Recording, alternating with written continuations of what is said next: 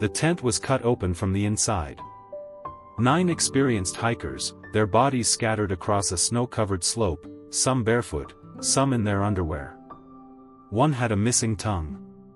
Another had a fractured skull, as if hit by a car. But there were no cars. No footprints. No struggle.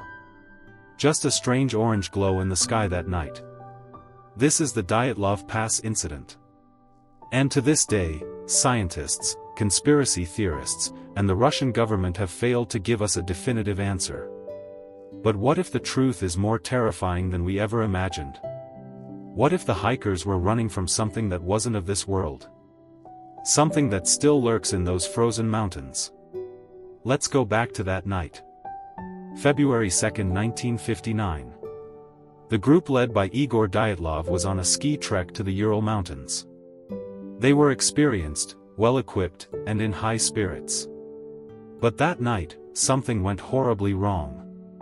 The tent was found with a flashlight and boots inside, but the hikers had cut their way out. They fled into the freezing darkness, without proper clothing, without supplies. Why? The first bodies were found at the edge of the forest, near a cedar tree. They had burns on their skin, and their eyes were missing. The others were found months later, buried under 4 meters of snow. The autopsy revealed internal injuries without external wounds, as if a high-pressure wave had crushed them from the inside. The official report said, an unknown compelling force caused their deaths. But what force? Some say a Soviet weapons test. Others whisper of Yeti. But there's a more chilling possibility. The orange orbs seen in the sky that night were not a secret military exercise. They were something else.